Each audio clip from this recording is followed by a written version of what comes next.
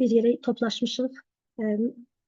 Çətin müalicəsi başa gələn xəstəliklər ətrafında söhbətimiz olacaq. Bu günləri mövzumuz atipik xoraların müalicəsinə integrativ yanaşma ətrafında olacaq. Bu problem də bilirsiniz ki, son illər çox aktuallaşıb və baxmayaraq ki, dünyada bunun statistik səviyyəsi elə də böyük rəqəmləri kəsb etmir. Yəni deyək ki, 5-10% məhz autoimmun xəstəliklərdən törənən trofik xoraların deməli qədəri müəyyən olunur. Ölkəmizdə isə bu statistikanı heç müəyyən edilməsi mümkün hələn olunur. Ümumiyyətlə, atipik xoralar dedikdə biz nə anlayırıq? Bu, xarici görünüşünə görə fərqlənən və standart müalicəyə tabe olmayan yaralardır.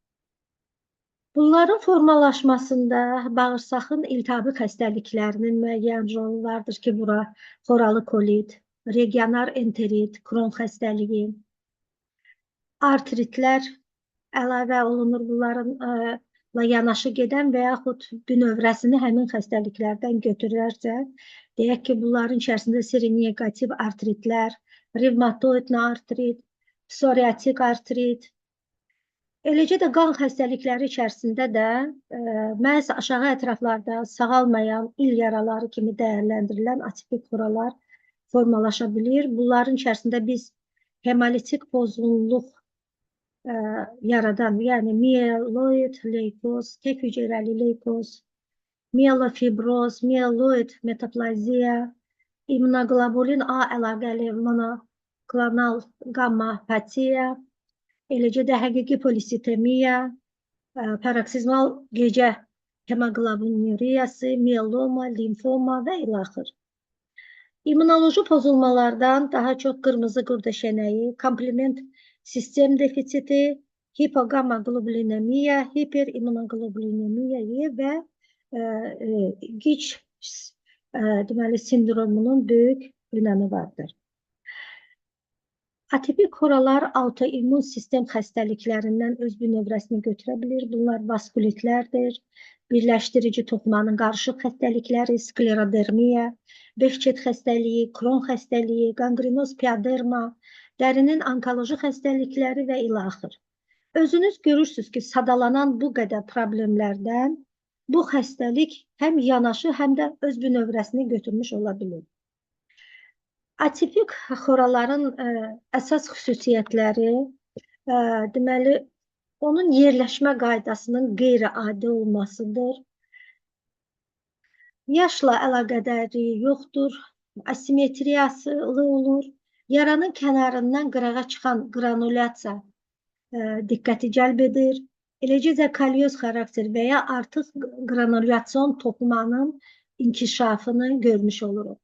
Yaranın kənarı boyu bənövşəyi qırmızı həlqə izlənilir və həmin bu nahiyədə olan toxuma sərtliyi özünü göstərir. Pigmentləşmiş ocağın mərkəzində isə xora izlənilə bilir. Anamnezində təkrar travmalar, infeksiyalar ola bilən xəstələrdə özünü göstərir. Xora kənarının tərsinə çevrilmiş vəziyyəti izlənilir belə xəstələrdə. Göbələkvari inkişaf, diaqnozun aydın olmaması.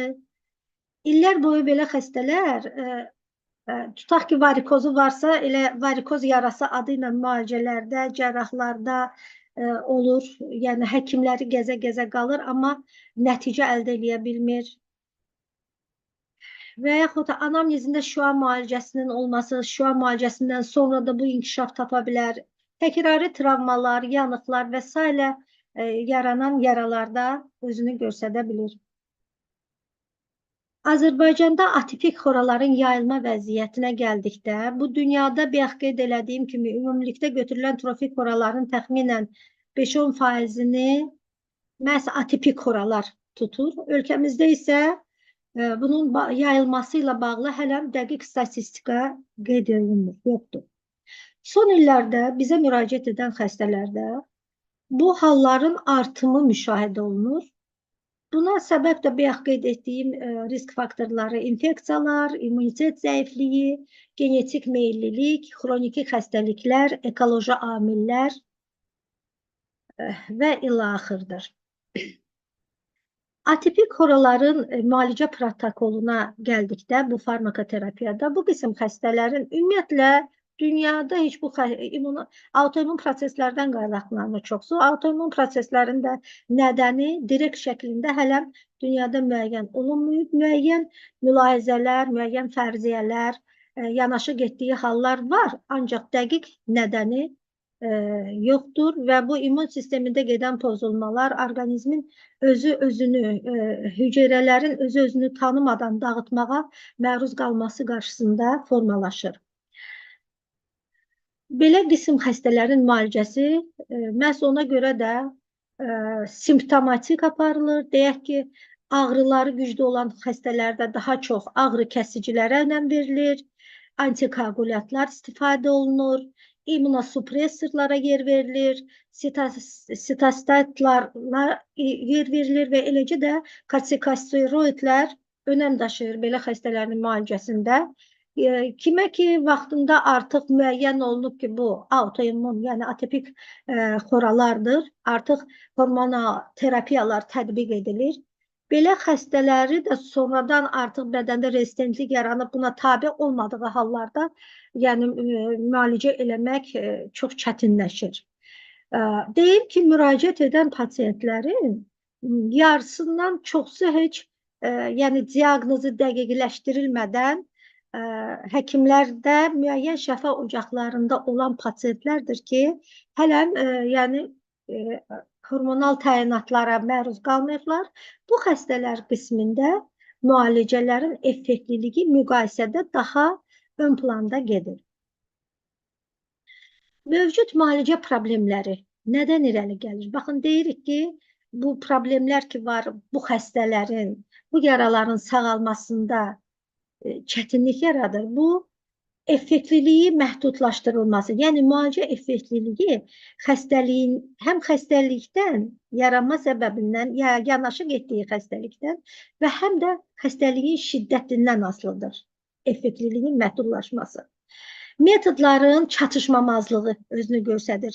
Bu müalicə problemlərində yaranan deməli çatışmazlıqlardır ki, yəni istifadə edilən müalicə metodlarının yan təsirləri və yaxud residiv riskinin yüksək olması önəm kəsb edir. Eləcə də aparılan daima uzun müddətli verilən təyinatlara qarşı orqanizmdə rezistentlik yaranır.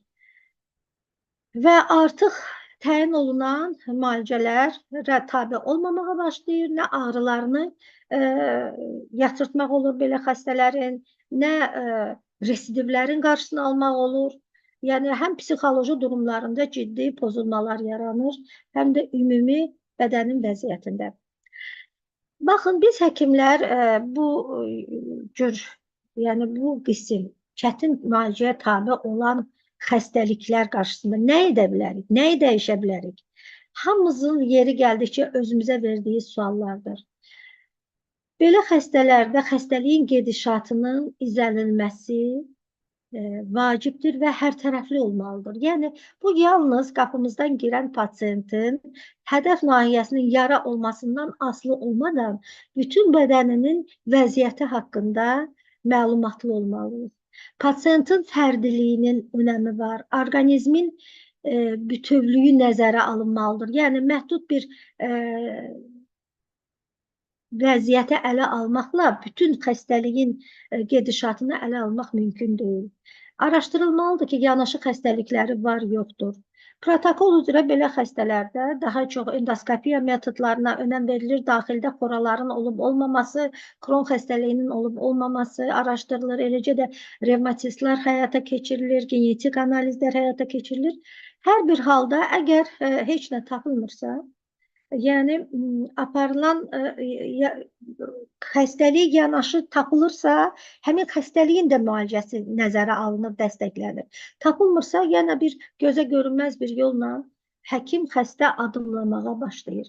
Aparılan müalicələrə qarşı yaranmış rezistentlik hər bir halda xüsusilə hormonoterapiyada özünü göstərir. Orqanizmin mühitinin dəyərləndirilməsi önəm daşıyır, idarə olunması. Yəni bilirsiniz ki, ümumiyyətlə bütün xroniki hallar orqanizmdə qələvi tuş mühitin pozulmasıyla gedişata malikdir. Bu halda o mühitin də nəzərə alınması biz vəziyyəti dəyişdirə bilərik. Ağır metallar və yaxud xroniki toksinlərlə orqanizmin yüklənməsi dəyərləndirilməlidir. Baxın, indiyənəcən təqdim olunan deməli, diaqnostikaya görə tutaq ki, analizlər, aşağı ətrafların vaskulyar sisteminin Doppler müayinəsi, genetik müayinələr, revmatik müayinələr və ilaxır bunlar təklif olunur. Amma protokolda orqanizmin mühitinə müdaxilə etmək, orqanizmin toksinlərlə tənzimlənməsi halları qeyd olunmur. Yəni, bunlar kənarda qalıb, amma geri gələndə bunların böyük önəmi vardır. Çünki həm xəstəliyin toksinlərinin, həm insanın qidalardan, qəbul etdiyi kimyəvi dərmanlardan, havadan, sudan aldığı xroniki intoksikasiyanı orqanizmlə təcrid etmədən həmin bədəndə gedən xəstəliklərin qarşısını almaq və yaxud müəyyən müalicəyə qarşı rezistentliyini aradan götürmək mümkün deyil. Belə xəstələrin psixoloji durumunun da böyük önəmi vardır. Xəstəni inandırmaq, xəstənin psixoloji durumunu ələ almaq və onun həlli yollarını araşdırmaq şərtdir.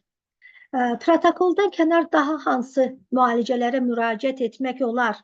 Bu sualın cavablarını araşdırılması və tətbiq edilməsi, xəstəliyin resistivlərinin qarşısını alaraq uzun müddətli remissiyanı və pasientin ümumi vəziyyətinin yaxşılaşmasını təmin etmək vacib şərtlərdəndir.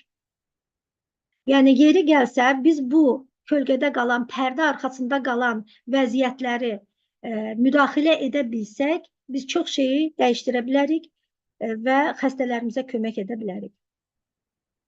Bu baxımdan inteqrativ tibbin bizə töhfələri çoxdur və inteqrativ tibb ümumiyyətlə insanların sağlamlığa qovuşması üçün vacib olan, elmi əsası olan bütün müalicə növlərini öz ətrafında birləşdirən bir yeni istiqamətdir. Burada yalnız akademik tibb, farmakoterapiya, təcili yardım deyil, digər müalicə istiqamətləri də nəzərə alınır. Baxın, tablitsaya izləsəz, burada psixoloji durum üçün psixoterapiya önəm təşkil edir. Belə xəstələrdə glutensiz qidalanmanın böyük əhəmiyyəti var. Biz dəfələrlə pasientin o pəhrizini, bizim ona tövsiyə etdiyimiz glutensiz qidalanma pəhrizini pozduqda yeni fəsadlaşmanın, residivlərin şahidi olmuşuq. Yəni, dietoterapiya da bu xəstəliklərin müalicəsində böyük önəm təşkil edir. Eləcə də ortomolekulyar terapiya, osteopatiya, drenaj detoksikasiya, orqanizmin xroniki toksinlərdən təmizlənməsi, qələvi mühitin tənzimlənməsi, biotənzimləyici terapiya. Yəni, bunlar hamısı etap-etap, pillə-pillə öz yerini tapanda istədiyimiz nəticəni əldə edə bilirik. Müalicələrə nə ilə start verilir sualının cavabına gəldikdə, əlbəttə ki, müraciət həmin bu patologiya ilə bizə müraciət edən pasient ilk gəlişində, əgər burada iltihabı göstəricilər yüksəkdirsə, həm laborator təsdiqi ilə, həm görünüş təsdiqi ilə yüksəkdirsə, əlbəttə ki, belə xəstələrdə ilkin olaraq antibakterial terapiya önəm daşıyır. Bu 7-15 gün arasında tərəddüd edə bilər. Lakin ondan sonra biz orqanizmin toksinlərdən təmizlənməsinə start veririk.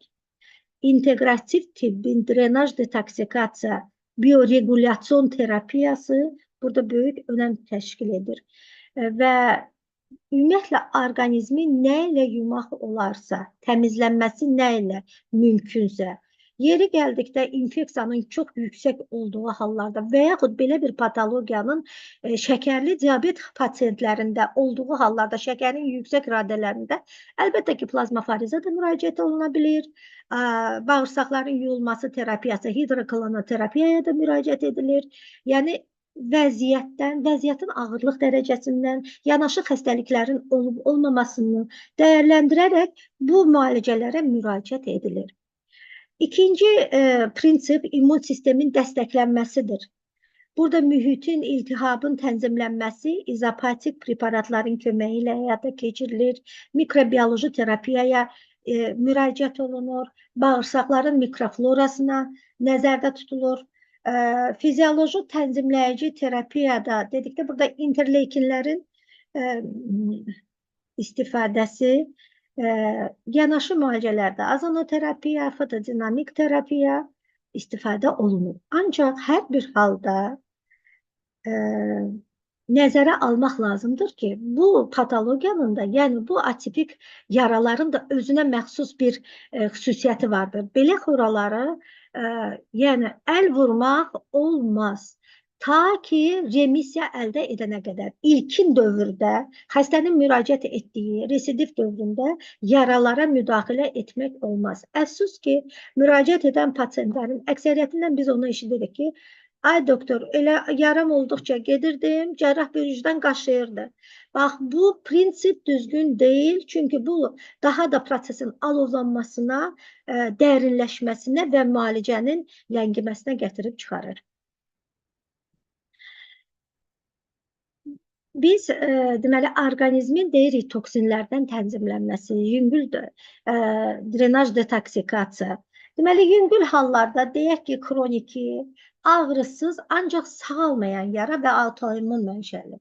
Belə xəstələrdə əlbəttə ki, biz də yüngül drenaj detoksikasiya təklif edirik. Yəni bu damcı şəklində deməli mühüm kompensator mexanizmlərin işini idarə edə biləcək damcılar, yəni bitki mənşəli, limfomiyazotdur, qalyondur. Bu həm matriks daxili, matriks xarici deməli sahəni təmizləmək üçün lazım olan deməli preparatlardır. Nux vomicadır. Bu gastroenteroloji sistemə təsir etmək üçündür. Yəni bu 3 damcıdan istifadə edərək 2-3 ay ərzində belə xəstələrə bu drenaj detoksikasiyanı damcı şəklində təyin edirik. Yeməkdən yarım saat qabaq olmaqla 10-20 damcı civarında deməli yarım stakan suda qəbul olunması tövsiyə edilir. Lazım gəldikdə belə xəstələrə berberis və eləcə də Hep-bil əlavə olunur. Baxın, bu preparatların hərəsi bir sistemin deməli drenaj detoksikasiyası üçün yönəldilir. Deyək, burada biz orqanizmin həm hepatobiliar sistemi, həm həzm sistemi, həm sidik ifrazat sistemi, limfatik sistemi nəzərdə tutmaqla buna əsaslanaraq bu təyinatı veririk.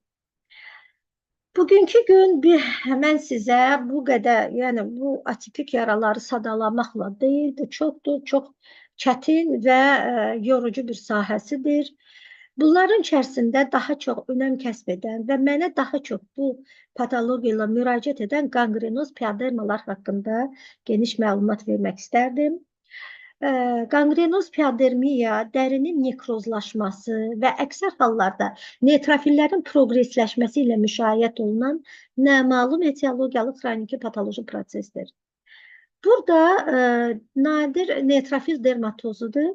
Kənarları kələkötür qabarmış, periferik eritema ilə əhatə olunmuş, sürətlə inkişaf edən ağrılı dəri yaralarıdır. Epidemioloji araşdırmalar göstərir ki, bu patologiyanın başlanması orta yaşlara, təxminən 40 yaşı əhatə edir.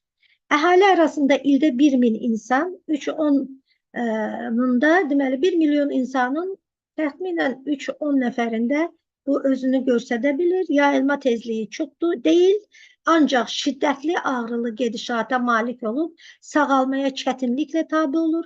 Xəstələr arasında həyat keyfiyyətini, həyat fəaliyyətini aşağı düşməsinə, əlillik və orta ömrün azalmasına, psixoloji durumun pozulmasına gətirib çıxarır.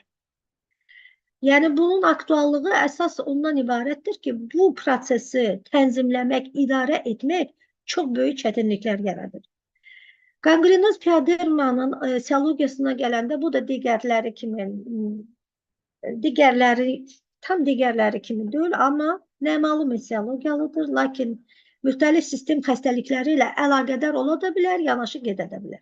Elə fərziyyələr də var ki, qanqrenoz piyademiyanın inkişafı patoloji immun cavabdan da asılı ola bilər. Yaşla əlaqədar olmasa da 25-55 yaş arası daha çox təsadüf olunur. Patogenezinə gəldikdə qanqrenoz piyadermiyanın patofiziologiyası hələ kifayət qədər araşdırılmayıb. Bu neutrofil hemotoksisin pozulmasıyla müşayiət olunur. Zədələnmiş nahiyədə interleykin 8-in hədsiz ekspresiyası qeyd edilir. İl-8 hemokinlərin ailəsinə aiddir. Bu bakterial endotoksinlərin və sitokinlərin əsasən də TNF və İL-1-in təsiri altında monositlər, fibroblastlar, endotel hüceyrələri tərəfindən istehsal olunur. 99 amin turşusu qalığından ibarət müxtəlif hemokinlər üçün ümumi olan prekursordan əmələ gələn İL-8-72 amin turşu qalığı ehtiyat edir.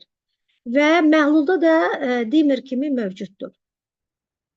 Mən deyim ki, belə xəstələrdə ümumiyyətlə deyərdim ki, bizdə deməli inteqrativ tibbin buna preparatları böyük önəm təşkil edir.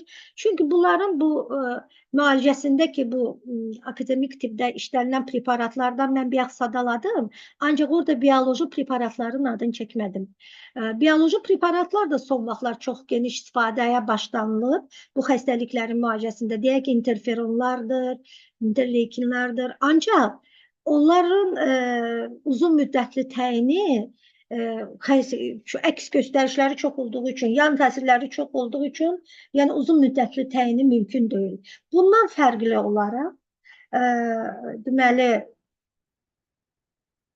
homeopatik kiçik dozalı bu preparatların istifadəsi belə xəstələrdə aylarla uzun müddət çərçivəsində heç bir yan təsir etmədən orqanizmdəki prosesləri bu dərmanların köməyi ilə idarə etmək mümkün olur.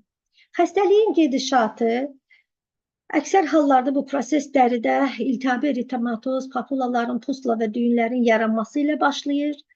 Çoxsu deyir, nar tanəciyi kimi bir var idi, bax balaca idi, sonra getdikcə dərinləşir, böyüyür, ağrılı olur, çox şiddətli dözülməz ağrılarla xəstələr müraciət edir. Yaranmış görüntülər həşərat dişləməsində xatırladır ilkin hallarda ya da furunkulu xatırlatsa da tezliklə həcmcə böyüyür. Dibi nekrotik kənarları qabarmış, bənövşəyi qırmızı rəng almış, kora kimi formalaşır. Patogenomik deyilsə də yaranın kənarları dəstəkləyici toxumanın itirilməsi hesabına zədələnir. Adətən ümumi halsızlıq, temperaturun qalxması kimi ümumi simptomlar olur. Kiçik xoralar yayılaraq getdikcə daha böyük xoralara çevrilir. Üzəri də xəlbirvari çapıqlaşmalarla örtülü olur. Qanqrenoz piyadermiyanın formalarına gəldikdə, bu atipik yaraların bir qrupu da bu autoimmun prosesdən qaynaqlanan naməlum etiologiyalı dərinin ağrılı nekrozun inkişafı ilə nəticələnən bir proses olduğundan tipindən asılı olaraq simptom və əlamətlər dəyişə bilir. Bunun xoralı növü, pustuloz növü, bulyoz və vegetativ növləri təyin edilir, klasifikasiya olunur. Xoralı növündə daha geniş yayılmış yara özünü biruzə verir. Aşağı ətraflarda və ya gövdə, sağrı və aralıqda ola bilir. Şəkildə ayaqda qabarmış kənarları tünd bənövşəyi olan nekrotik əsaslı zədələnmiş xoranın izlənməsinin görüntüləri sizə təqdim edilir. Burada artıq pustuloz tip xoranın formalaşması göstərilir və bu kəskinləşmə dövrünə daha çox tendensiyalıdır. Eritema ilə əhatə olunur, pustulalar inkişaf edir, daha çox da artralgiyalarla müşahidə olunur, daha çox oynaq sümük ağrıları ilə müşahidə olunur. Daha çətin ağır tipi bulyoz tipdir. Bir daha az yayılmış tip olsa da əksər hallarda hematoloji xəstəliklər olan pasientlərdə inkişaf edir. Lezyonlar adətən parçalanan və səthi xoraya çevrilən bülüyər şəklində özünü göstərir. Bu forma daha çox üz və əllərdə olur. Şəkildə bir neçə erozil bullaların qolun dərisində yaratdığı səthi zədələnmə sahələri qeyd edilir. Bu ayaqlarda da özünü belə büruzə verə bilər bu vəziyyət. Vegetativ tip başqa sözlə səthi granulomatoz piadermiya. Bu formada ləng gedişatlı olur, azacıq ağrılı, tənha düyün və ya səthi xora inkişaf edə bilir. Bu növ daha çox başda və boyunda təsadüf edilir. Yaranın kənarları zədəsiz və əsası nekrotik olmur. Qanqrenoz piadermiya ilə yanaşı gedən sistem xəstəlikləri, bağırsağın bayaq ümumilikdə qeyd eləmişdim, autoimmun atipik trofik xoraların yanaşı getdiyi xəstəliklər o qismdən bu hemolitik pozğunluqlar, immunoloji pozulmalar, bağırsağın inflamasyon xəstəlikləri, artritlərdə yanaşı da gedə bilər və öz bünövrəsini oradan da götürə bilər. Belə xəstələrin müayinəsinə gəldikdə, laborator müayinədə qanın ümumi koaguloqram, didamer göstəriciləri, C-reaktiv zulal, vitamin D, infeksiyalar və s. interleykinlərin laborator müayinəsi bu hər yerdə aparılmır. TNF, alfa, IL-1, 4, 6, 8, 10, 17. Bunlar hamısı müayinə olunur. Selakiya xəstəliyinin araşdırılması seroloji testlərlə həyata keçirilir. Yaranın biopsiyasının böyük önəmi vardır. Baxmayaraq ki, bax bu analizlər deyirik ki, sadalayırıq sizə və deyirik biopsiyası mütləqdir. Biopsiyanı o məqsədlə aparırıq ki, orada eyni zamanda onkologiyanın olub olmaması və yaxud neutrofillərin artımı ilə gedən proseslər izlənilmir. Yəni bu da bir təsdiqdir bu qanqrenoz piadermiya üçün. Ancaq heç də bu o demək deyil ki, biopsiya nəticəsində bu təsdiq olunmuyor və bu qanqrenoz piadermiya deyil. Ümumiyyətlə qanqrenoz piadermiyanın müayinəsi aparılsa da əsas diaqnostika kliniki gedişata rağmen qoyulur. Eyni zamanda bunlarla paralel olaraq qida borusu, mədə və bağırsağın yəni gastroduodenoskopiya, kolonoskopiya həyata keçirilməlidir. Ümumi UZI həyata keçirilir, vaskulyar doppler həyata keçirilir. Əgər biz ilkin müayinədə xəstədə arterial distal pulsasiyanı ələmiriksə, baxmayaraq gedişat, görüntü, qanqrenoz piadermiyaya müvafiqdir. Mütləq onun damar vaskulyar sistemində gedən problemlər də izlənilməsi şərtdir. Lazım gəldikcə rentgen müayinə həyata keçirilir. Bütün bu müayinələr, mən qeyd edim ki, akademik tip protokollarında da var, hamısı olmasa da. Amma 2 dənəsi ümumiyyətlə yoxdur. Bu, qanın qaranlıq mikroskopik müayinəsidir ki, yalnız bioloji təbabət klinikalarında həyata keçirilir. Orqanizmin bioloji dəyərləndirilməsi məhz bu analizin köməyi ilə və xəstəliyin müalicəsinin dinamikası bu müayinə ilə həyata keçirilir, dinamikasının izlənilməsi. Və eyni zamanda biz bayaq qeyd elədik ki, yəni bu sadalanan bildiklərimizdən başqa orqanizmin mühitinin də dəyişikliyi, qələvi tuş mühitində gedən disbalans və eyni zamanda ağır metallarla orqanizmin yüklənməsi hallarının da orqanizmdə böyük əhəmiyyəti vardır. Bu xəstəliklərin müalicəsində ona Soçek müayinəsi deyilir və bu müayinələr də klinikamızda spesifik olaraq həyata keçirilir. Yaranın digər səbəbləri istisna olmaqla qanqrenoz piadermiyanın diaqnozu kliniki əlamətlərin əsasında qoyulur. Bunu mən bayaq sizə qeyd elədim. Cərrahi müdaxilədən sonra yaranın həcminin böyüməsi bir daha qanqrenoz piadermiyanı göstərir. Yaradan götürülmüş bioptatın nəticəsi əksər hallarda qanqrenoz piadermiyanı təsdiq etməsə də, yana kənarından götürülmüş bioptatın 40%-də səthi damarlarda neytrofil və fibrillərlə zəngin vaskulitlər haqqında dəyərli məlumat verir. Və eləcə də bilyoz qanqrenoz piadermiyalı pasientlərdə periodik olaraq kliniki vəziyyətin və qanın laborator müayinəsinin daimi nəzarətdə olması hematoloji patologiyanın vaxtında aşkar edilməsi üçün vacib şərtlərdəndir. Mən bir axı sizə ümumilikdə bu drenaj detoksikasiyanı haqqında məlumat verdim. Yəni orqanizmin xroniki intoksikasiyasının təcrid edilməsi, təmizlənməsi, orqanizmin hüceyrə səviyyəsində, matrix səviyyəsində drenaj detoksikasiyasının həyata keçirilməsi məhz o biotənzimləyici preparatların köməyi ilə olur. Bu ağır hallarda həmin preparatların yığımının izotonik məhlulun tərkibində gün aşırı olmaqla 10-20 seans arası olmaqla orqanizmə yeridilməsi ilə həyata keçirilir. Və əgər bu vəziyyətdə, bu patologiya ilə müraciət edən pasientlərdə infeksiya yüksəkliyi varsa, bu zaman plazmafariz və gidrokolonoterapiyada bu işə cəlb oluna bilir. Bayaq qeyd eləmdiyim kimi izopatik preparatların köməyi ilə orqanizmdə turşqələvi mühitin disbalansı tənzimlənir. Burada alkala deyilən preparatın özünə müvafiq yeri vardır ki, bunu biz testləri dəyərləndirməklə pasientlərə müəyyən müddət təyinatda istifadə edirik. Hüceyrəyə oksigenin çatdırılması məhz mukokel, sink, vitamin C, xora nahiyəsində mikrofloradan asılı olaraq albikansin, pefrakelin, sanokellərdən istifadə. Görün, inteqrativ tibbdə nə boyda seçim var.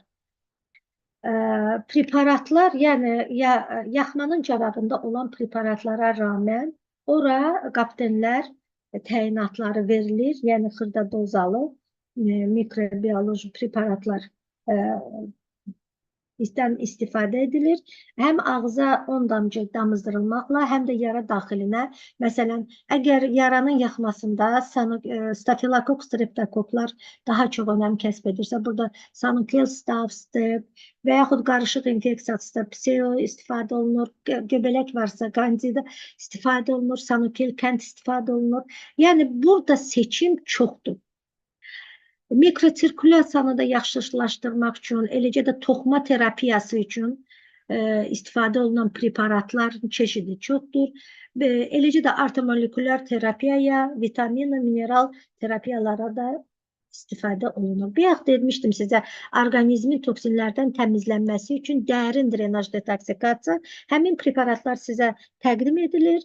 Yəni, bu qism xəstələrdə mən bunları istifadə etməklə nəticələr əldə edirəm. Yerli mikroinyeksiyalar və homeosimetriya. Bu müayinə metodunda, deməli, əlbəttə ki, mən bayaq sizə qeyd elədim ki, ilkin vaxtlarda yarada hələ remisiya əldə eləməmişiksə, o yaraya toxunmaq və yaxud cərrahi debirtman, onun qazınmağı, təmizlənməsi, cərrahi işlənməsi qətiyyən olmaz. Həmin dövrdə heç biz mikroinyeksiyaları da eləmirik. Xəstənin ümumi vəziyyətini ələ aldıqdan sonra remisiya doğru addımladıqda biz artıq regenerasiya üçün mikroinyeksiyalardan istifadə edirik. Mikroinyeksiyaları biotənzimləyici preparatların köməyi ilə həyata keçiririk. Burada dəridən hazırlanmış, plasentadan hazırlanmış preparatlar və ilaxır istifadə olunur. Bununla yanaşı, eyni zamanda mikroinyeksiyalarda biz azon mikroinyeksiyalarına da önəm veririk. Mən bir qeyd elədim ki, sitokinlər və immun cavabın tənzimlənməsi. Biz sitokinlərlə müalicələrə müraciət edirik və xüsusilə də autoimmun proseslərdən qaynaqlanan patologiyalar. Müxtəlif orqan və sistemlərin xəstəliklərinin inkişafı və gedişatında mühüm rol oynayır sitokinlər və fizioloji şəraitdə həm də müxtəlif patogen amillərin təsiri altında siqnalların ötürülməsini, eyni orqan daxilində müxtəlif növ hüceyrələr arasında informasiya mübadiləsini və eləcə də orqan və sistemlər arasında əlaqəni təmin edən aşağı molekulyar çəkili zülallardır. Endogen bioloji aktiv mediatorlardır.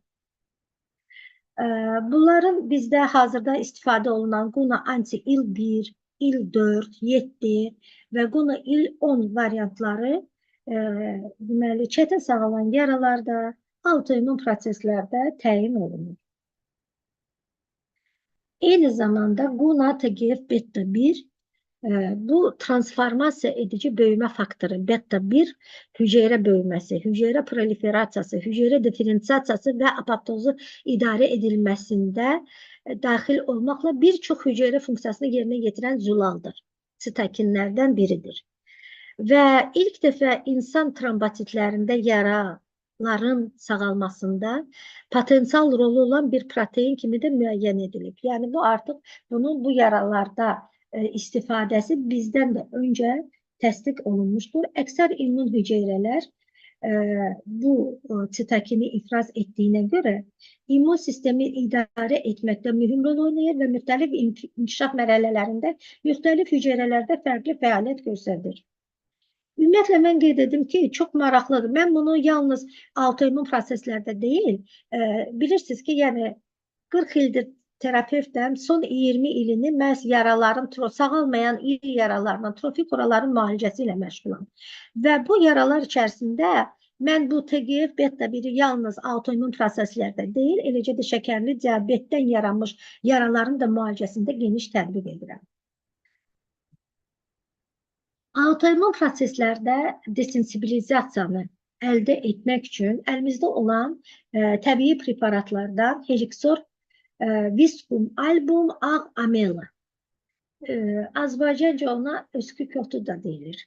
Tərkibində bioloji aktiv maddələr vardır, geniş təsir spektrinə malikdir, spesifik və qeyri-spesifik immunitetə təsir göstərə bilir. Autoimmun xəstəliklərdə desensibilizasiya sxemlə Helixor A istifadə olunur. Mən qeyd etmək istəyirəm ki, ümumiyyətlə bu Helixorların təyinatına, yəni məşğul olan, onu təyin edən həkimlər onunla ciddi yanaşmalıdır, bilgilərə yiyələnməlidir.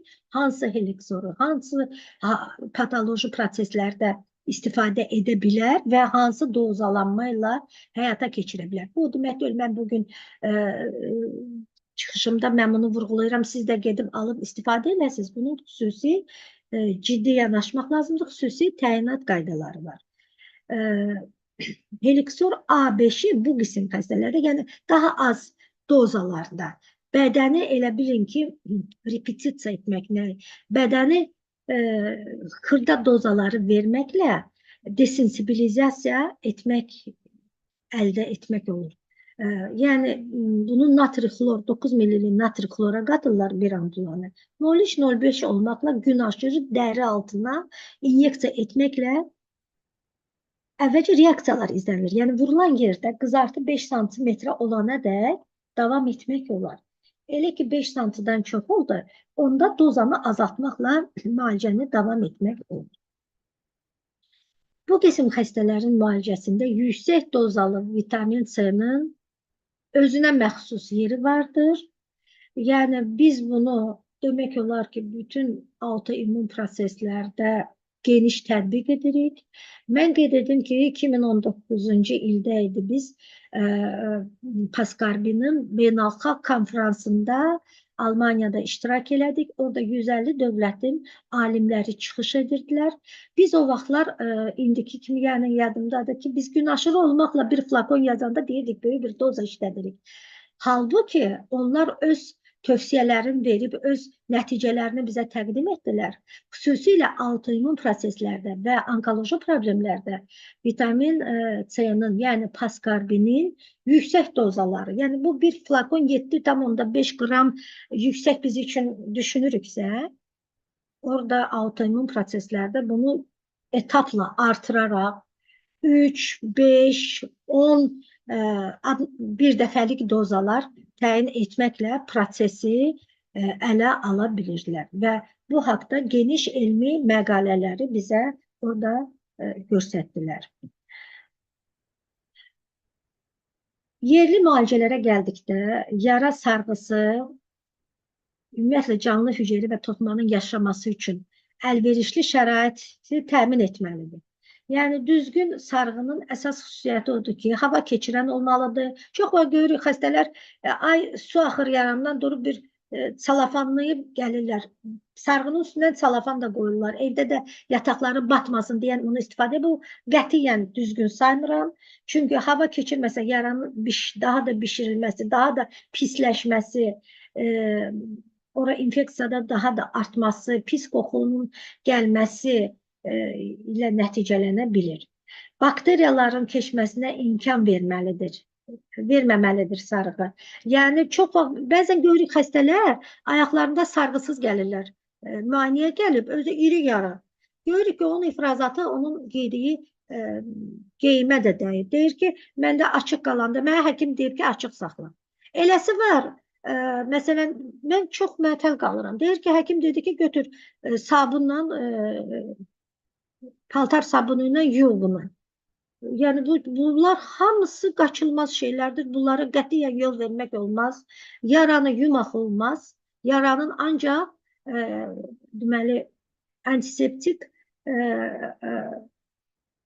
dərmanlarla və yaxud deyim müəyyən yuyucu, yara üçün vacib olan yuyucu vasitələr və yaxud natri izotonik məxlulla, yəni isladaraq və yaxud yarasept spreyi, geli istifadə etməklə yuyub təmizləyib sarğı qoymaqla düzgün sayıram. Yəni bu qaçılmaz vəziyyətləri heç pasient deməsə belə özünüz sorğu eləyib araşdırın. Çünki bir də görürsən, xəstə ilə vaxtımız olub çox danışmadıqda nə qədər şeyi ötürmüş oluruq və müalicənin effektivliyi bizi qane etməmiş olur. Açıq yarada nəmliyi qorumaq lazımdır. Canlı hüceyrə toxumalarının yaşaması və inkişafı üçün nəmli mühit mütləqdir. Ümumiyyətlə, sarğı əmici hidrofil olmalıdır. Bu xüsusiyyəti ilə sarğı yara səthində, yara boşluqlarında artıq çirkli mayeni özünə xufduraraq yara sağalmasına kömək edir. Prosesin xarakterindən asılı olaraq iltihab əleyhinə, gümüş tərkibli yara sarğılarına önəm verilir. Sarğı materialları tam steril olmalıdır və sarğı steril şəraitdə aparılmalıdır. Yara debirtmanı, nekrotik toxumanın yaradan təmizlənməsi atipik yaralarda yalnız prosesin aktivliyini yatızdırdıqdan sonra olar. Qanqrenoz piyadırmalı xəstələrdə yanaşı müalicələr qismində azonoterapiya, oksigenoterapiya, hidrokolonoterapiya və FTD terapiya çox böyük önəm daşıyır. Ümumiyyətlə,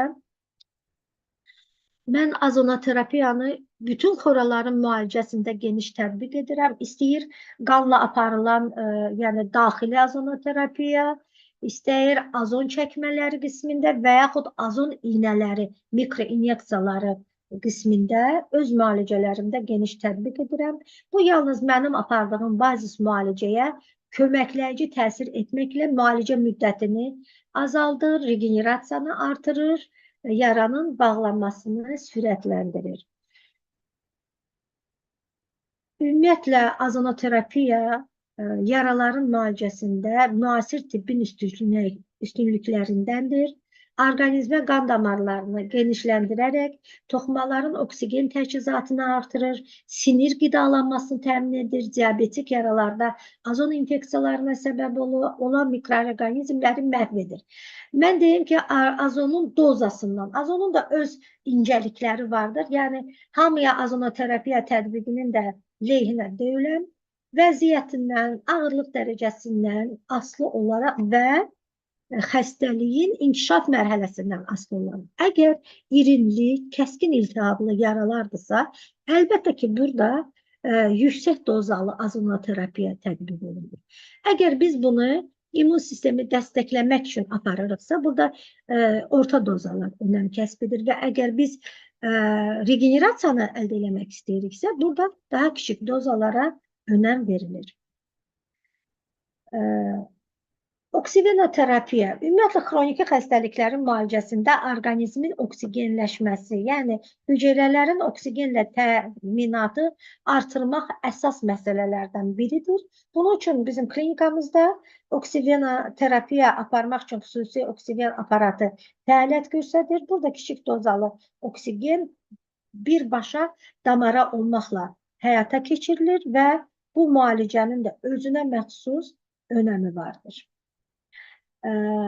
Yanaşı müalicələr qismində fotodinamik terapiya deyilən müalicələr vardır ki, burada bunun da özünə müvafiq, yəni üstünlüyü var. Düzdür, biraz bu metodu biz daha çox dərin və iri həcmli xoraların müalicəsində tətbiq edirik. Ümumiyyətlə, bu müalicənin 100 ildən artıqdır mövcuddur. Fotosensibilizatorun zədələnmiş funksiyasını itirmiş, iltihablaşmış və atipik formaya keçmiş hüceyrələrdə toplanmasına və bu hüceyrələrə lazer işığının təsirinə əsaslanır. Deyim ki, bu da təbii müalicələr qismindəndir. Yəni, dəniz yosunlarından hazırlanmış infuziyalar qana keçirilir və azonlaşma ilə bir yerdə və ondan 1-2 saat sonra müxtəlif dalğalı lazer şüaları hədəf nahiyəsinə ötürülür. Bu müalicənin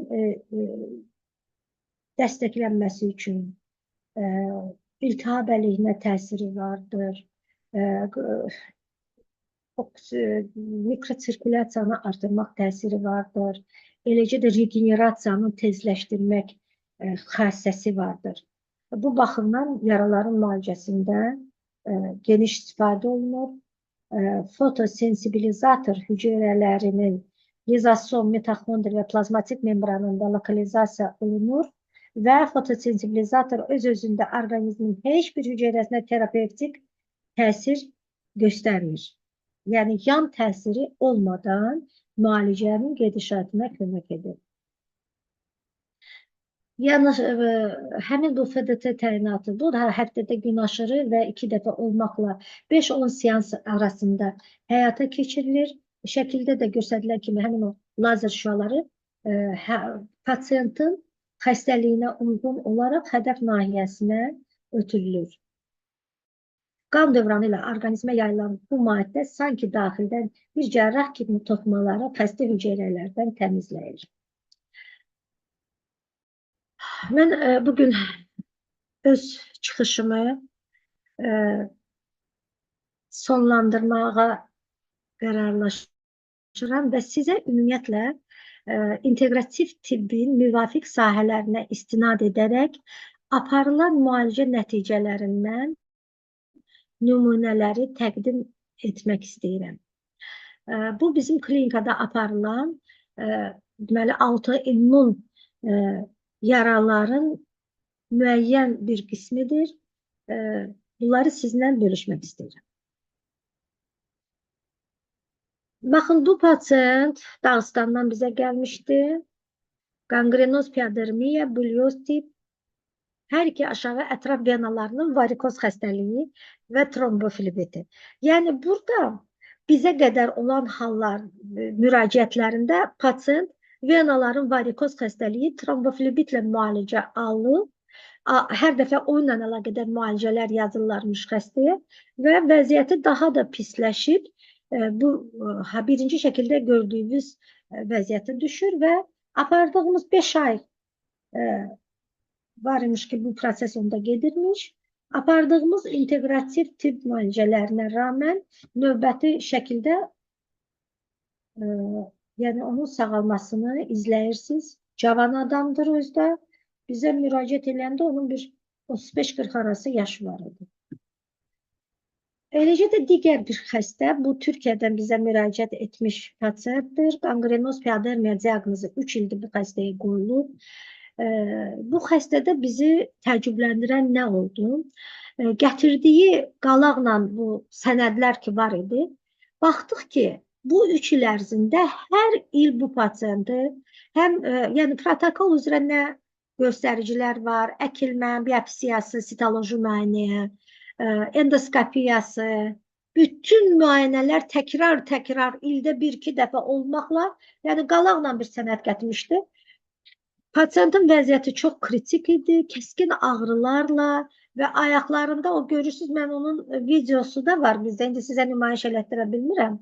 Demək olar ki, o vulkan püskürəri, bax elə qara nekrozlar biz soyduqca yəni tökülürdü demək olar ki, çürüyürdü.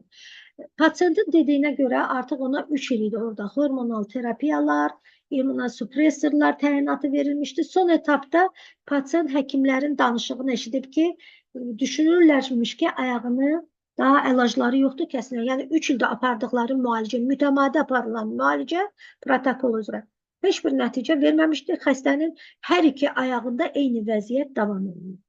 Tramadol iğnələrinə qədər pasiyentə vurulurdu, ağrısını yatırtmaq mümkün değildi. Və aparılan bu pasiyent bizdə bir il deməzdim, 9 ay müalicə aldı. Və burada yer tutdu, qaldı və biz bunu izlədik. Bu 9 ayın içərisində 3 dəfə biz bu pasiyentdə kəskinləşməni izlədik. Amma maraqlı cəhət ondan ibarət idi ki, hər yeni bir 3 aydan bir olan kəskinləşmə residiv əvvəlkindən daha zəif olurdu. Və bu kəskinləşmələrin də səbəbini biz sonradan öyrəndik ki, biz ona glutensiz qidalanma təminatı vermişdik. Deməmiş hər dəfə o onu pozanda belə bir kəskinləşmə ilə üzləşirdi. Tam o 9 ayında tam ayaqlar bu şəkillərdə gördüyünüz kimi təmizləndi, yaralar tam bağlandı. Heç bir ağrısız ağrıları qalmadı. Xəstə tam əmək qabiliyyətli, psixoloji durumu, həyata qayıdışı, yəni həyat eşqi ona qayıtdı və özünü tam sağalmış hiss elədi. Baxmayaraq biz ona tapşırdıq ki, yəni bu autoimmun prosesdir. Yenə də sizin vəziyyətinizdən, qəbul elədiyiniz emosiyalardan, infeksiyalardan tutmuş hər şey bunu yeni bir residivlərlə sizi üzləşdirə bilər, xüsusilə diyeta pozunluğu eləsəz. Və elə bir ki, 9 ay müalicə getdi, 3 ayda elə belə saxladıq ki, gözümüzdən görək ki, təzdən qayıtmır ki. Yəni, sap-sağlam yola saldıq pasiyenti öz vətənində. Sonradan eşitdik ki, bir-iki dəfə yüngül sıçrayışları olub, amma tam əmək qabiliyyətli öz işinə, öz həyatına davam edir. Digər bir xəstəni sizə göstərmək istəyirəm. Bu, 5 ildir həmin bu problemlərlə əziyyət çəkən bir pasiyentdir. Maraqlı odur ki, bu pasiyentlərin hamısında kəskin ağrı, yandırıcı ağrı sindromu var idi. Burada da sol baldırın 3-dən 2 distal nahiyəsində qanqrenoz piadermiya formalaşmışdı. Yəni, pasiyentdə xeyli vaxt müalicə getdi və nəticəmiz oldu. Bu da digər bir pasiyentdir. Sağ baldırın ön divar nahiyəsində bu post-travmatik. Baxın, elə xəstə var ki, travmadan sonra qanqrenoz piaderma inkişaf edir, infeksiyalaşır, sonra uzun müddət sağalmır və bu artıq keçid alır digər variantı. Burada da biz apardığımız müalicələrdən sonra tam sağalma ilə pasiyenti, tam çapıqlaşma ekranda nümayiş olunur sizə. Yəni, bu xəstələrin heç biri yenidən bizə geri dönüş etməyib.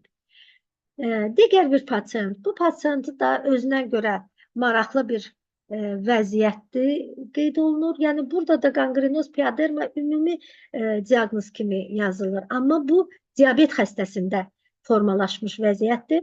Yəni, damar problemləri, elə bir qabarıq damar problemi yoxdur. Diabetik angioneuropatiya, yəni yüngül dərəcəli.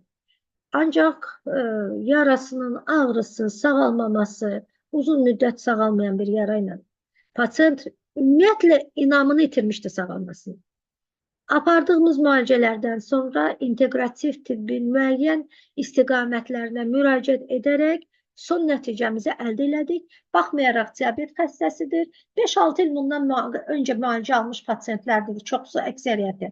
Yəni, hələm ki, bu pasiyentdə yeni bir xoranın formalaşmadığından xəbərimiz var. Yəni, yeni bir xorası yox.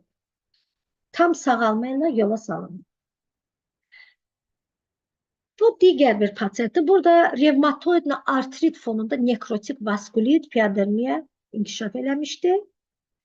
Və bu bizim ümumiyyətlə deyərdim ki, uzun müddətli klinika açılandan bu pasiyent revmatoid artritin çox ağır bir formasıyla, yəni artıq pasiyentdən əl çəkilmişdi.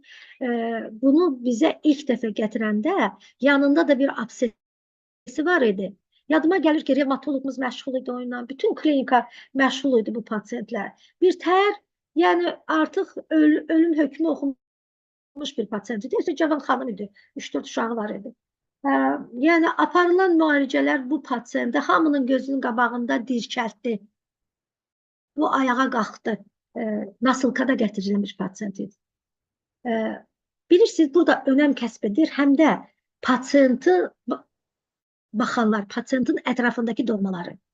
Onların o sağalmaya qarşı olan dualarımı deyim, həvəslərimi deyim, ciddi yanaşmalarımı deyim. Yəni, xəstəyə baxımın da özünə müvafiq yeri vardır. Mən heç kimin haqqına girə bilmərəm.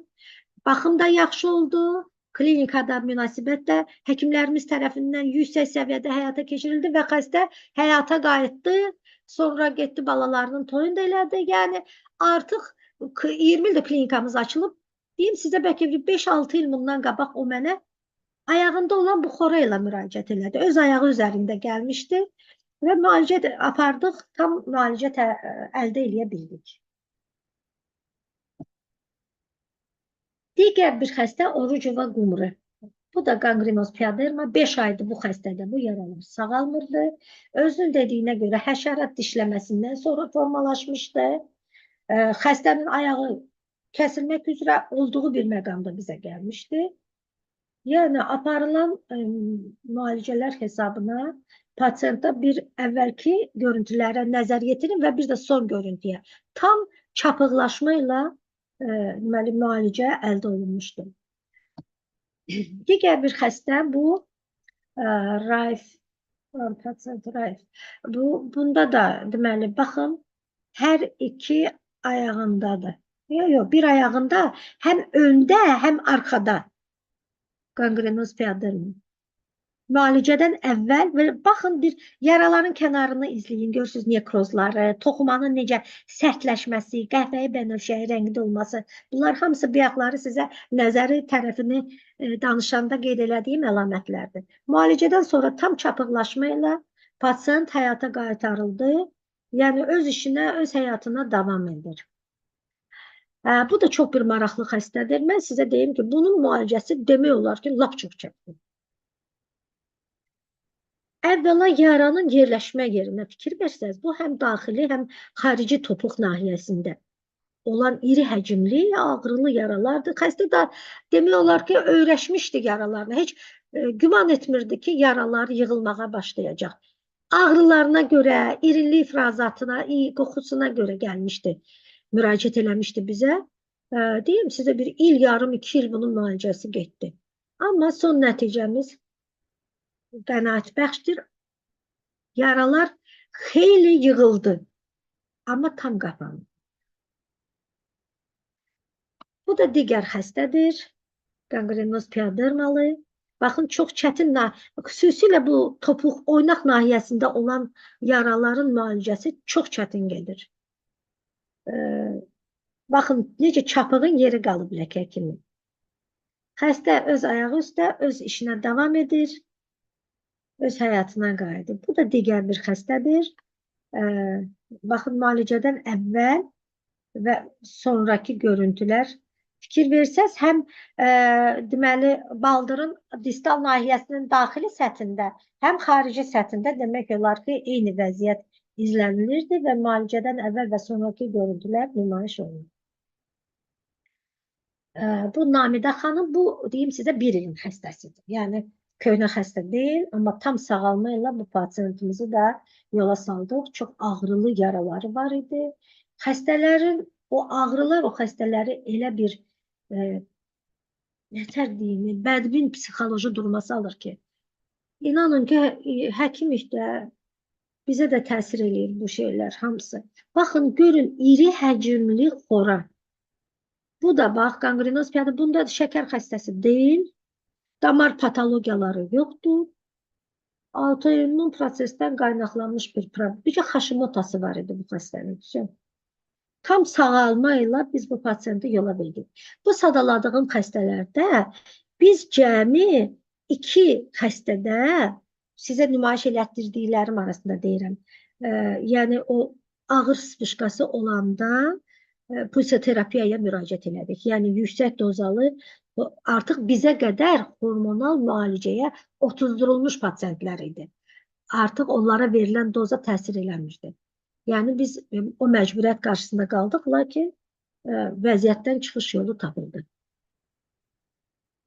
Digər bir pasient göstərilir sizə. Burada da deməli xəstənin vəziyyəti, yəni xeyli yaşlaşdı, tam müalicə əldə eləməklə evə yola salındı. Bu maraqlı xəstələrdən biridir, yəni fərqliliyi nədir digərlərindən? Bu bayaq qeyd edirdim, travmatik qanqrenoz piyoderma. Bu pasient bir 10 il qabaq çox ağır avtoqəza keçirib və ondan sonra hər iki ayağında sağalmayan xoralar, xroniki osteomiyeliti, yəni belə bir pasientdən söhbət gedir. Pasientin nitqində də, yəni o travmadan sonra nitqində də dəyişiklik vardı. Elə bir ki, birinci qrup əlil sayılır pasient. Deyim ki, aparılan müalicələrdən sonra onun digər problemlərində də biz irəliləyişi izlədik. Baxın, bu qədər indi müəyyən qismini sizə nümayiş elətdirdik bu qism xəstələrin. Mən qeyd etmək istəyirəm ki, istəyir bu qanqrenoz piyoderma, altı immun trofik xoralarla müraciət edən xəstələr, istəyir digər problemlərdən. Mən terapevtam. Yəni, mən inteqrativ tibb üzrə bütün terapevtik xəstəliklərin müalicəsi ilə məşğul olmuşam da, oluram da və nəticələrim də yetərin qədər var və bugün mən bu sözləri ona görə bu rahatlıqla qeyd edirəm ki, siz həkimlər heç nədən çəkinmədən, ürəkli, hərəniz öz sahənizdə böyük nəticələr əldə eləyənləriniz də az deyil, elə qoşulanlarınız da az olmayacaq. Çünki bu artıq keçilmiş yoldur. Bizim vaxtımızda biz ilk qoşulanlarıq. Bu elmin bir növrəsi Almaniyada qoyulub. Alman mütəxəssisləri tərəfindən ixtisaslaşmışıq. Yəni, bu işin pionerləri bizik və artıq siz üçün o çətinlik yoxdur ki, biz o qədər çətinliklərdən keçdik ki, bu nəticələrimizi əldə eləyənə qədər. Mənim üçün fərqli odur ki, maraqlı odur. Yəni, yalnız pasient müraciət etdiyi hədəf nahiyəsinin müalicəsi deyil, həqiqətən də bütün orqanizmin tənzimlənməsinə nail olmaq olur. Bütün orqanizmi dəstəkləyərəkdən o nəticələr əldə olunur. Baxın, mən terapevtəm, qəbul elədiyim pasientlərin əksəriyyəti bu xüsusilə xoralarla əlaqədar. Bu cərrahi xəstəlikdir. Uzaqbaşı dermatoloji xəstəlikdir. Yeri gələndə burada revmatoloqların da müdaxilələri olan lazımcısı olur. Yəni, biz burada bir komanda şəklində işləyirik. Əgər xoranın səbəbi diabetdirsə, endokrinoloqdan da dəstək alırıq. Əgər xoranın səbəbi revmatizmlə əlaqədarsa, revmatoloqumuz işə müdaxilə edir. Bir qrup şəklində xəstənin hər tərəfli ələ alaraq müalicələrimizi aparırıq. Nəticədə yalnız hədəf nahiyəsi deyil, orqanizmin sağalmasına, sağlamlaşdırılmasına nail ola bilirik. Əfsus ki, müalicə etdiyim xəstələr ağır fəsadlarla müraciət edənlər sırasından olduğu üçün hamısında istədiyimizi əldə edə bilmirik. Buna çox təəssüf edirəm. Ancaq hər müraciət edən 10 nəfərdən 7-sini, 8-ini bu burulğandan çıxarda bilirik. Bu da inteqrativ tibbin bizə verdiyi istiqamətlər, müalicə prinsipləri hesabına həyata keçirilir. Bugünkü mövzumuz bu qədər. Ümidvaram ki, müəyyən qədər sizdə təsəvvür yarada bildim, müəyyən qədər inteqrativ tibb müalicələri haqqında məlumat verə bildim. Bugün suallarınızı dinləyirəm. Buyurun, keçək suallara. Axşamınız xeyir Arzu xanım. Çox sağ olun leksiyanıza görə. Birinci sual belədir. Əgər xora bağlanıbsa və yalnız ləkə kimi qaralma qalıb dəridə, kosmetik xəstəni narahat edir. Sizin taktikanız nə etmək olar? Əgər xoranın tam sağalmasına nail olmuşuqsa, ancaq onun sağalma yerində və yaxud ətraf toxumasında hələ rəngində dəyişiklik, yəni toxuma sərtliyi qalıbsa, o toxumanı mən xəstə toxuma kimi dəyərləndirirəm və bu müalicənin davamının lazım, vacib olduğu haqqında deyil. Bunun üçün də inteqrativ tiblə xüsusi müdaxilələr etməklə o rəngi dəyişmiş toxumanın rəngini müəyyən dərəcədə elə hallar olur elə hallar olur ki, müəyyən dərəcədə əvvəlki vəziyyətinə qaytarmaq olur. Burada əsas məqsəd toxuma sərtliyini aradan götürməkdir. Yəni, rənginin dəyişməsi, toxumanın sərtləşməsi həmin toxumada müəyyən iltihabi prosesin, müəyyən proseslərin hələmqalıq əlamətlərinin olmasını göstərir. Bu, əgər belə davam edərsə, növbəti deməli, müddətlər ərzində, illər ərzində yenidən xoranın yaranması ilə həmin insanlar üzləşə bilər. Çünki bizi əhatə edən mühitdəki çirklənmələr, stres faktorları və eləcə də virus infeksiyaları bu riski artırmış olur. Buyurun. Çox sağ olun. Pascal COVID-də də böyük yardım etdi xəstələrimizə. Deməli, növbəti sual belədir. Vaskulyar mənşəli yaralarda inteqrativ protokola hansı xüsusi əlavələri edirsiniz? Vaskulitlər də deməli vaskulyar mənşəli yaralar. Vaskulyar mənşəli bizim bugünkü mövzumuzda vaskulyar mənşəli, yəni vaskulitlərdə arterial vaskulyar sistemdə gedən zədələnmələrdən irəli gələn yəqin ki, yaraları nəzərdə tutursunuz, ya ümumiyyətlə? Yox, yaraları. Vaskulyar mənşəli yaralarda.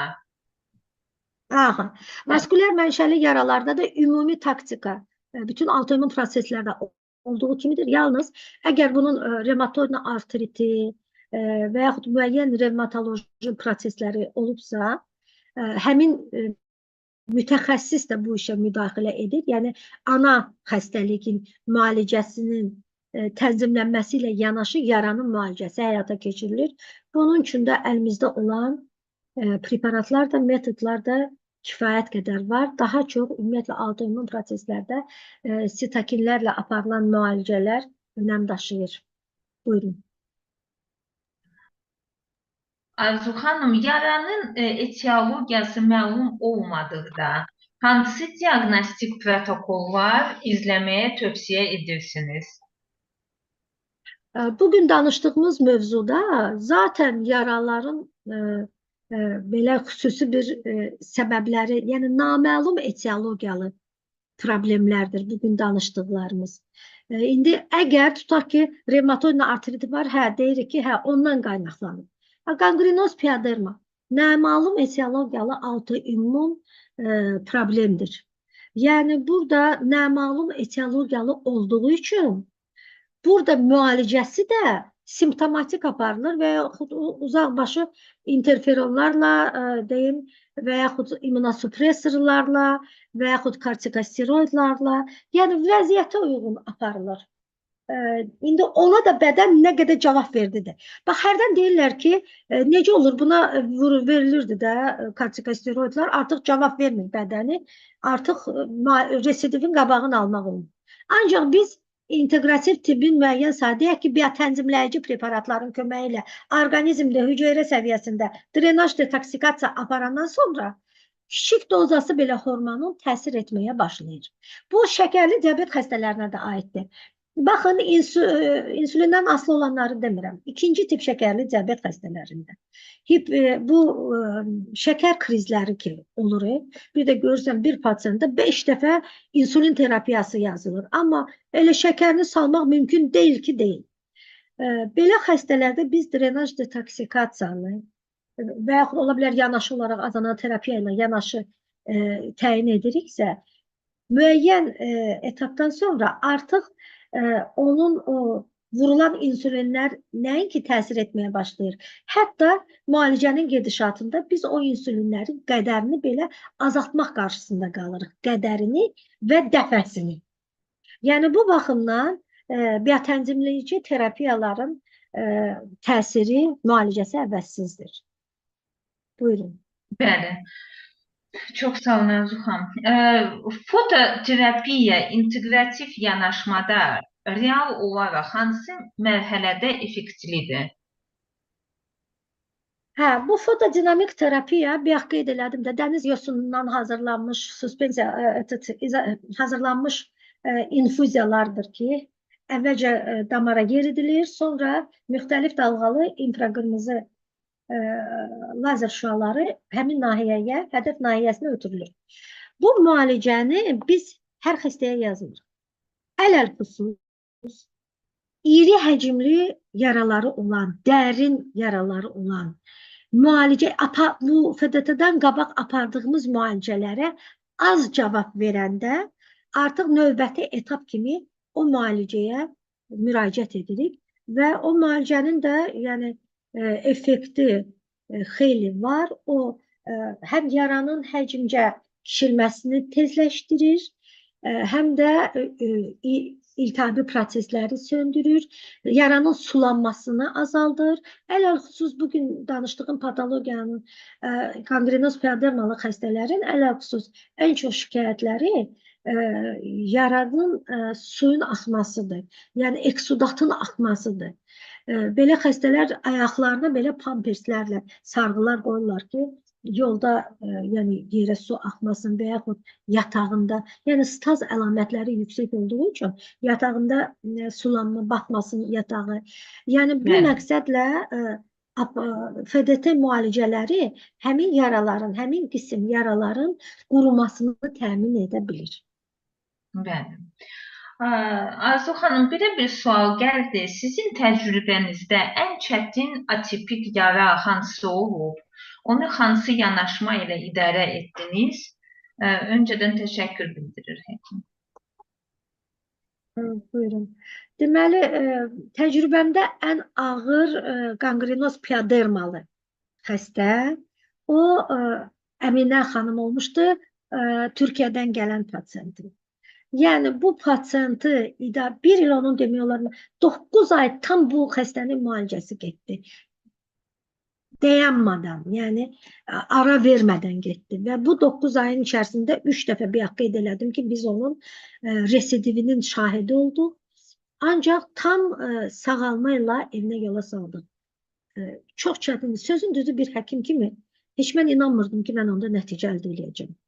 Amma hər addımladıqca, hər gördüyümüz effektliliyi izlədikcə artıq inamımız da artdı və bu işi axıra vurmağı qərarlaşdıq. Nəticəmiz də oldu. Çox sağ olun. Atipik yaralarda hansı laborator və instrumental müayinələr tələb oluna bilər? Mən bunları bayaq qeyd eləmişdim. Yəqin ki, ötürüblər, baxmayıblar ona. Laborator göstəricilər önəm kəsb eləyir və nədən şübhələniriksə, ilkin olaraq ultrasəs Doppler müayinədə ola bilsin müəyyən patologiya nəzərə çarpırsa, ona müvafiq biokimyəvi müayinələr əlavə oluna bilər. Amma qanın ümumi C-reaktiv zulal didamer göstəriciləri ən vacib şərtlərdəndir və eləcə də interleykinlərin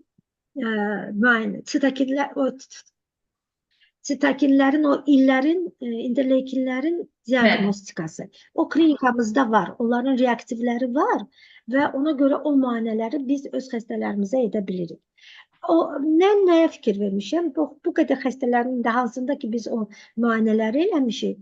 Baxırsan ki, gedişat çox qabarıqdır, ağrı da, kliniki xəstəliyin kliniki gedişatı da. Amma o interleykinlərdə, o sitakinlərin müayinəsində göstəricilərdə dəyişiklik yoxdur. Yəni hər bir, o demək deyil ki, biz bütün bu kəskin dövrdə olan xəstələrdə biz onu verəcəyik, o yüksək çıxacaq. Çıxmayan hallar çoxdur. Yəni onlardakı dəyişikliyi hər bir xəstədə izləmirik. Mənim üçün maraqlıdır bu sahə çox. Ona görə burada biz tutaq ki, iltihabi göstəricilər yüksəkdir laboratorda, tutaq ki, leykosit yüksəkdir, eritrositlərin çökmə sürəti və yaxud C-reaktiv zulal. Bunları biz müalicədən sonra təkrar edib dəyərləndirə bilirik dinamikası. Bəli. Amma hələ müalicə davam edir. Tutaq ki, düşdü. Hamısı normaya indi. Amma hələ müalicə gedir, hələ xəstəlik tam sağalmayıb. Bundan sonraki dinamikanı izləmək üçün o qanın qaranlıq mikroskopik müayinəsi böyük önəm daşıyır ki, biz dinamikada, bir var xəstə deyir yaxşıyam, biz də görürük, gözlə izləyirik ki, yaxşıla ümumiyyətlə yara hər gün 1-2 milli yığılması normadır. Xüsusilə belə yaralardan gedir söhbət.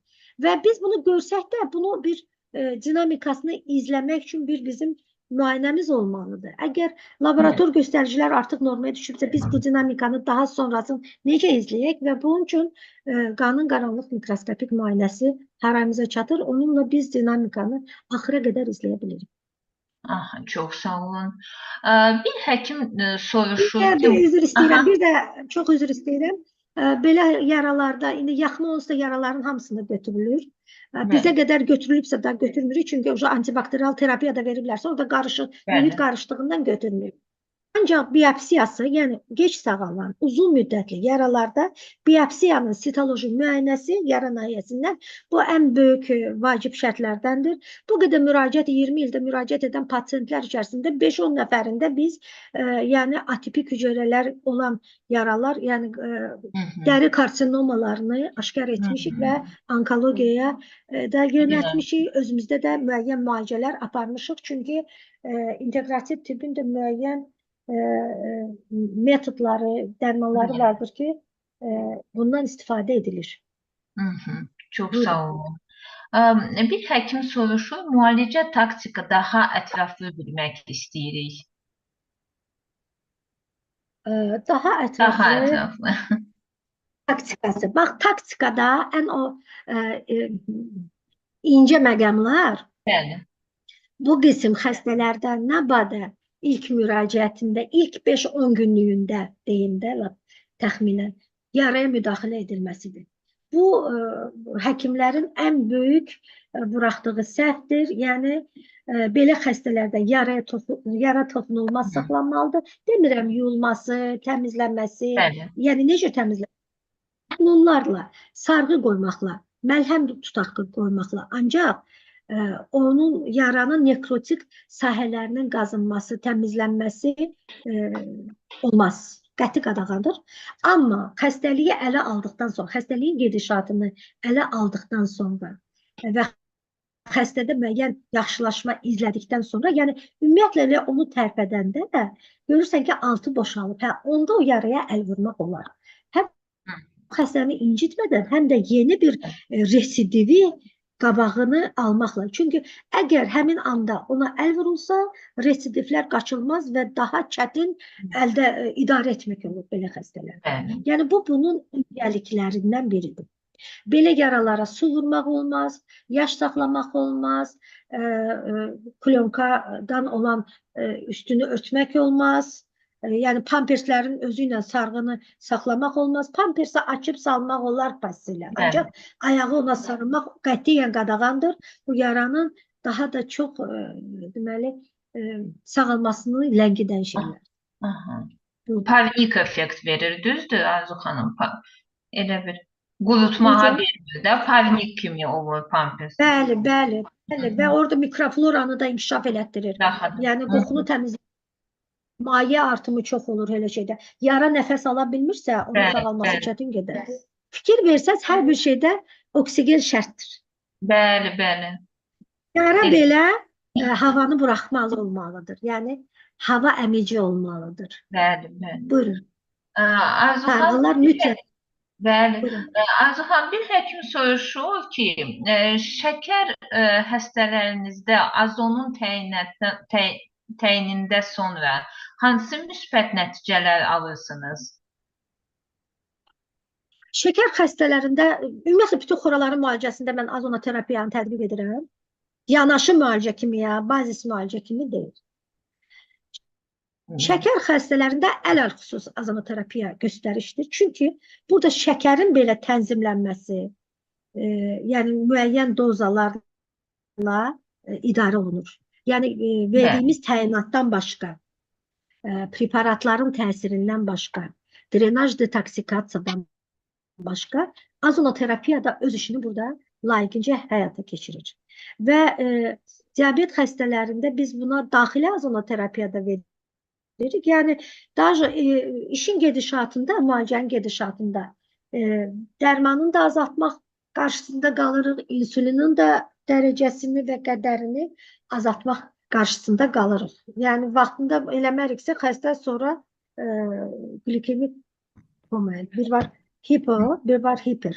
Yəni Bəli. glukozanın düşməsi ilə gedən komalara düşə bilər. Düşə O bilər. baxımdan belə xəstələr nəzarətlə həyata keçirilir. Endokrinoloqumuz tərəfindən də, eləcə də hamımız tərəfindən belə xəstələr diqqət mərkəzindədir. Diabet xəstələrində azonoterapiya həm ayaqlardakı mikrosirkulyasiyanın artması üçün, xüsusilə angiopatiyalı xəstələrdə, neuropatiyalı xəstələrdə, yəni böyük əhəmiyyət kəsb edir. Eyni zamanda azon mikroinyeksiyalarının hemiosintrik nöqtələrə yeridilməsi, nevral terapiyaların belə azon iynələri ilə həyata keçirilməsi həqiqətən də təqdirə layiq nəticələr əldə edirik. Hissiyatı olmayan xəstələr, bir də görürsən, aparırıq nevral terapiyaları, bioloji preparatlarla. İstədiyimiz nəticə azdır. Çünki xəstədə güclü sinir zədələnməsidir. Periferik sinir zədələnməsindən gedir diabet xəstəsində. Və bu zaman müəyyən qədər hiss eləməyə başlayır o dərmanları yeritdikcə. Ancaq lazımı səviyyəni əldə eləmədiyimiz hallarda artıq azonun özünün mikroinyeksiyalarını həmin nöqtələrə vururuq və xəstə həqiqətən də ağrıya cavab vermiş olur. Yəni sağlam adam nə tər hiss edərsə, o cür hiss etməyə başlayır. Buyurun. Çox sağ olun. Arzu xanım, belə bir sual gəldi. Şəkərli diabet xəstəsində mədə xorası var, katı olunub. Onkoloq məsləhət görüb müalicəsində Kilixor ilə başlanıb. Detoksikasiya aparılır, ağrıları var. Əlavə nə məsləhət görərsiniz? Ümumiyyətlə, biotənzimləyici terapiya ilə mədə xorası üçün lazım olan müalicə təyinatlarını məsləhət bilərdim. Həmin preparatların həm drenaj şəklində paskarbinlə yanaşı həyata keçirilməsi. Çünki paskarbin də burada öz işini görəcək, müalicəyə artıracaq, onkoəlekinə təsir edəcək, yüksək dozalı vitamin C, azonoterapiya, oksigen təchizatını bədəndə artırmaqla onkokletkalara da təsir edir. Yara xora hansı mərhələyə düşür? Baxın, Reykjavik cədvəli üzrə tablitsanın sağından düşür. Hüceyrə degenerasiyası, sonra diferensiyasiyası. Yəni hüceyrənin dağılma fazasına düşür. Baxın, fikir verin, bir integrativ tip həkimi heç vaxt ayırt eləmir. Yəni xora sözü bir mənalı anlanılır. İstəyir bu ayaqda olsun, istəyir orqanda olsun. Burada hüceyrənin dağılmasından gedir proses. Həmin prosesi ələ almaq üçün oksigen vacib şərtlərdən biridir. Nə yolla istəyirsən onu, əlimizdə imkanlar azondur, oksigenoterapiyyadır, drenaj detoksikasiyadır. Yəni bununla hüceyrə səviyyəsində mikrosirkulyasiyanı artıraraq oksigen təchizatını artırmaq və xroniki xəstəliyin müalicəsini əldə etmək. Regenerasiya üçün yəni vacib olan akademik tipdən də olan preparatlar təyinatı verilir xoralar üçün. Amma mən sizə deyim ki, vaxtilə mən çox məşğul olurdum. Onda fikir verirdim ki, o deyirlər, terapiya, kvadraterapiya, yəni üçlü, dörtlü təyinatlar gedirdi.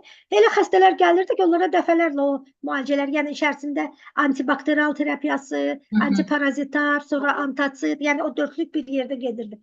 Görürsün ki, tabi olmurdu mədə xorası, ya ki, barmaq bağırsaq. Ancaq bioloji biotənzimləyici terapiyanı işə qoşandan sonra o dərmanlar da təsir etməyə başlayırdı. Yəni rezistentlik bərpa olunurdu da, yəni cavab verməyə başlayırdı. Eləcə də bioloji regulasyon terapiyadır. Həm o mədənin aktiv nöqtələrinə, deyək ki, 21-dir, 24-dir, Y meridianı üzrə 36-dır, öt kisəsi meridianı üzrə 34-dür, qaraciyər meridianı üzrə 4-cü nöqtələrdir. Yayılır, lazım olan nöqtələri və yaxud yoğun bağırsaq meridianları üzrə 4-dür, 10-dur, 11-dir. Bu nöqtələrə müdaxilə etməklə Bəli. yaraların müalicəsi həyata keçirilir. Yəni bir yandan akupunksion nöqtələrə bioregulyasiyon terapiya həyata keçirilir. Bir yandan orqanizmə yeridilməklə. Nux vomica çox əhəmiyyətlidir, gastrokumel çox əhəmiyyətlidir. Belə xəstələrin müalicəsində, yəni uzun müddət antibakterial terapiya yazmaq olmur. Eləcə də izopatik dərmanlar çox önəmlidir mədə-bağırsaq müalicələrində. Bəli. Buyurun. Çox sağ olun. Belə bir sual gəldi. Bəs bu yaralar, həkimlər sizə təşəkkür bildirir. Bu birinci, indi də sual oxuyum. Bəs bu yaralar sağaldıqdan sonra yenidən yaranma ehtimalı varmı? Yenidən yaranma... Hansı yaraların? Mədə yaralarını mı, ayaq yaralarını mı? Yine ayaq. Ayaq, bu ucu ikinci sual. Məntiqə qalsa, hər yerdə olan yaraların yenidən yaranma ehtimalı var. Niyə? Harada yaranıbsa o yara, həmin toxumalarda müəyyən çapıqlaşma olsa belə orada blok yaranmış olur da. Yenidən şərait yaranarsa, bu bir çox amillərdən asılıdır. Orqanizmin immun sistemindən, immun sistemin düşməsindən, virusa yoluxubsa. Baxın, Covid dövründə nə qədər diabet xəstəsi ayaq yaraları ilə bizə müraciət etdi. Nə qədər xəstədə yara xora başladı. Bu bilavasitə immun sistemin enməsi ilə əlaqədar oldu. O dövrdə bizim silahlarımızdan biri elə paskarbin idi. Paskarbin haqqında mən qeyd dedim ki, yəni deyirik vitamin C'dir. Bu vitamin C'nin turşusu deyil, əvvəla duzudur. Yan təsiri yoxdur. Amma müəyyən xəstəliklər var. Deyək ki, şəkər krizləri var. Həmin dövrdə olmaz yazmaq. Mən diabet xəstələrimə yazıram paskarbini, amma krizlə gələnlərə deyil. Və yaxud krizdən çıxarandan sonra müalicə effektini artırmaq üçün ayağındakı yaranın müalicəsidir. Yəni, hər şeyin öz taktikası var. İntegrativ tip, bioloji təbabət, biotənzimləyici preparatlar, bunların sirrini öyrənmədən bunların müalicəsini aparmaq mümkün deyil. Bunlarla müalicə aparmaq. Yəni, ay filan kəs 3 dənə ondan vurub, 5 dənə bundan, mən də gedim, eləyim, nəticə olacaq, bəlkə də olacaq, amma istədiyin səviyyədə olmayacaq. Burada xəstəliyin ağırlıq dərəcəsindən asılı olaraq taktikalar var. Deyək ki, kəskin dövrdə xəstə gəlibsə, ola bilsin içməli preparatlar 1 saat ərzində 15 dəqiqədən bir yazılacaq. Və yaxud iynələr gündə 2 dəfə, 1 dəfə olmaqla təyin ediləcək. Amma xəstəliyin artıq xronikləşmiş və yaxud sakitləşmiş dövründə bu müalicələr daxilə qəbul olunanlar gündə 3 dəfə, 2 dəfə iynə şəklində, istəyir infuziya şəklində, yəni ampul vidində olan preparatlar gün aşırı həftədə 2 dəfə olmaqla həyata keçirilir. Yəni bu hər bir halda xəstəliyin ağırlıq dərəcəsindən, gedişatından asılı olaraq dozalanma həyata keçirilir. Bəli. Arzu xanım Kakas sonra sual verir həkim ki, integrativ təbabət kursu təşkil olunur. Скорее всего, sizə yox, mənə sual. Mənim üçün sualdır. Yəni, kurs təşkil olunacaq, ancaq bu il yox, gələn il. Yəni, bizdə çox proyektlər var, ancaq siz belə ümumi kurs qulaq asmaq istəsəz, integrativ tip YouTube-da kanalda qoşulun. Orada bizdə onlayn kurs keçmişdir bu il və orada qulaq asa bilərsiniz. Yəni, hər bir sahədə, hər bir preparatın haqqında danışılır. Ancaq belə 2026-cı ildə əlbəttə ki, təşkil olunacaq kurs. Ümidvaram, mənim məşğul olduğum sahə üzrə də hansı həkimin marağı varsa, bu elmi şöbəyə müraciət ediləsin və yığım yığılarsa, mən onlara öz apardığım müalicələr əsasında tədris eləməyə hazıram. Əgər klinika bunu təşkil edir. Çox sağ olun Arzu xanım, çox sağ olun. Arzu xanım, növbəti sual belədir. Atipik yaralarda hansı laborator və instrumental müayinələr tələb olunur? Ezofaga, gastra, duodena, kolonoskopiya. Aha. Çox sağ olun. İşşoda, hə. Və instrumental müayinələrdən laborator. Laborator müayinələri bir qeyd elədim. Yəni orada genetik müayinələrə də önəm verilə bilər. Hər bir vəziyyətdən asılı olaraq. Bu poqalovla hamıda eyni aparılmır. Və yəni hamı da bir ənti olaraq eyni gedir. Hər bir xəstənin Hı, fərdi xüsusiyyətləri nəzərə alınır. Xəstəliyin bəli. ağırlıq dərəcəsi, gedişatı, Hı, xəstədə yanaşı xəstəliklərin olub-olmaması, bütün bunlar dəyərləndirilərək həmin o bəli. müayinələrə start verilir. Amma yaradan biopsiya və endoskopik müayinələr, eləcə də ağciyər rentgeni vacib müayinələrdən sayılır. Hı, hı. Sitoloji Çox, müayinəsi də yaradan götürülən, yəni biopsi bəli. materialının Hı, sitoloji hı. müayinəsi vacib şərtlərdən sayılır. Buyurun. Çox sağ olun, çox sağ olun. Arzu xanım, bu indi axırıncı sualdır. İndi mən onu verim ki, sizi yormayaq. Xroniki və sağalmağa meyilli olmayan yaralarda mikrosirkulyasiya və toxuma oksigenasiyanın qiymətləndirilməsi üçün hansı üsulları daha etibarlı hesab edirsiniz? Və bu məlumat inteqrativ müalicə planının seçilməsinə necə təsir edir? Mikrotsirkulyasiyanın toxumada olub olmaması həmin ətrafın vaskulyar sisteminin Doppler müayinəsi həyata keçirilir. Qanın koagulyasiya sistemində yoxlamalar aparılır. Didamer göstəriciləri nəzərə alınır. Və gözlə görünən eləcə də təzahür olunan göstəricilər nəzərə alınır. Məsələn, deyirsiniz, aşağı ətraflardan gəlir ki, gedir söhbət, mikrosirkulyasiyanın pozulması. Xəstələri Bəli. qəbul elədikdə ilkin olaraq onların ayaqlarına obyektiv müayinələr aparılır. Tutaq ki, orada tüklərin tökülməsi, xüsusilə baldırların yan nahiyəsində tüklərin tökülməsi, ayağın temperaturu nəzərə alınır. Bəli. Yəni burada soyuq olması diqqət verilir. Distal nahiyədə pulsasiyanın ələnməməsi dəyərləndirilir. Ayaqda vətər refleksləri yoxlanılır.